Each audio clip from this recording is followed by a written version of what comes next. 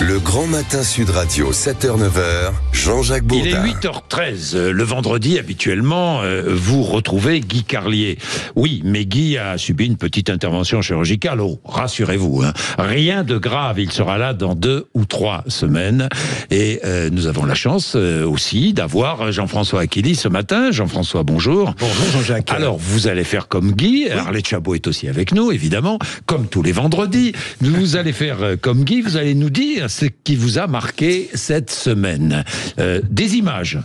Des images. Vous suivez les images. Mais quelles images? Dites-moi. L'impact des images désormais. Alors, nous sommes habitués à cela. D'ailleurs, il y a une petite accélération depuis le 20 janvier, l'accession au pouvoir de M. Trump. Oui. Nous nous étions à peine remis de l'engueulade, encore dans tous les esprits, oui. De Zelensky par Trump dans le bureau Oval, en direct planétaire, séquence de télé-réalité, et ces mots lunaires du président américain, professionnel des médias, qui a dit à la fin, ça va faire de la très bonne télévision. Oui. Alors, Donald Trump a remis le couvert cette semaine, les images en question, nous sommes toujours en plein bras de fer sur la guerre en Ukraine, mais aussi sur les droits de douane, en se montrant au volant d'une Tesla rouge avec son copain, son collaborateur, son soutien, Elon Musk. Vous avez vu la vidéo, Jean-Jacques, digne d'une campagne de pub pour chaîne d'info continue, sortie de nulle part, alors que les regards du monde entier sont tournés vers Moscou, vers Kiev. Je me suis moi-même frotté les yeux en me demandant si je rêvais, et qu'est-ce que cette réclame, qu'est-ce que ce scopitone venait faire là? Oui, pendant que Donald Trump posait devant une Tesla, comme un vendeur d'une concession automobile,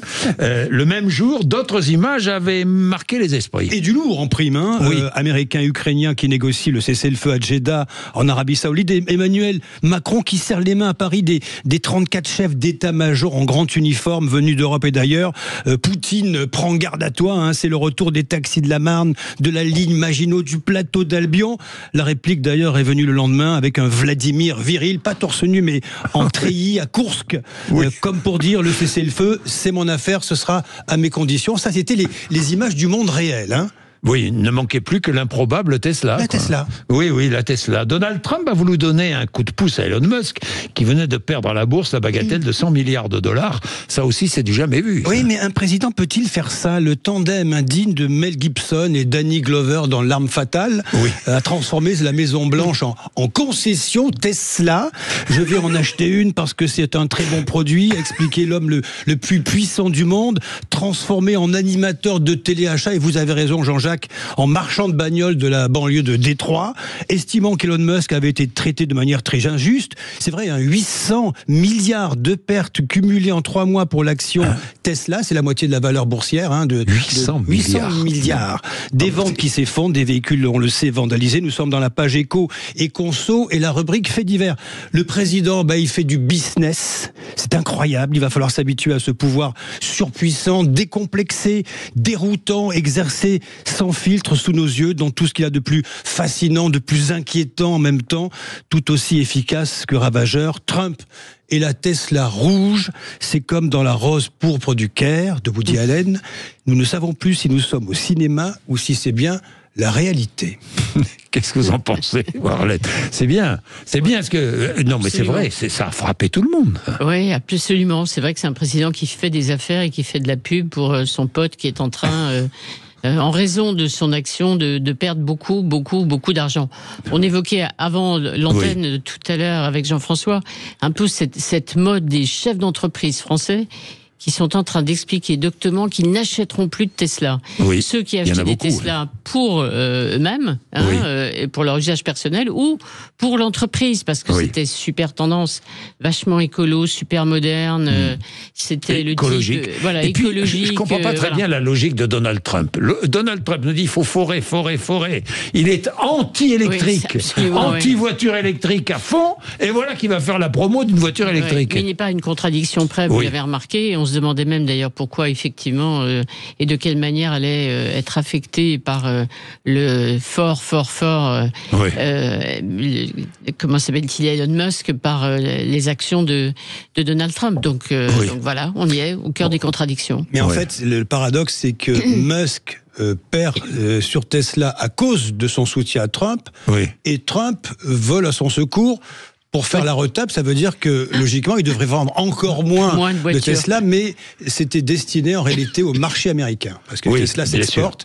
Donc c'est pour dire aux Américains, achetez des Tesla. Et effectivement, dans un univers où il faut forer de plus en plus pour acheter des bagnoles qui marchent avec de l'essence ou du mazout. Enfin, c'est une contradiction permanente. C'est une contradiction permanente. D'ailleurs, il va bien falloir faire le bilan. Attention, parce que peut-être que Trump va réussir. Attendez, moi, je suis pas de ceux qui condamnent définitivement.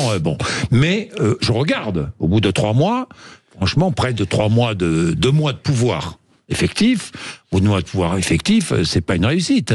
Le fentanyl, j'ai vu que la présidente mexicaine avait expliqué que 80 ou 90% des trafiquants arrêtés à la frontière, trafiquants de fentanyl arrêtés à la frontière entre le Mexique et les États-Unis étaient américains. Non, mais bon, moi je veux bien, mais après, sur les expulsions, je sais pas trop où il en est, mais c'est pas formidable. Il s'est mis le Canada à dos, le Groenland, il a réussi à faire en sorte que les opposants à Trump arrivent en tête aux élections au Groenland. Enfin, pour l'instant, on peut pas dire que ça soit un succès, ces 2 mois de présidence. C'est un tourbillon en tout cas, c'est-à-dire qu'il a bouleversé toutes les têtes, tous les esprits, tout changé.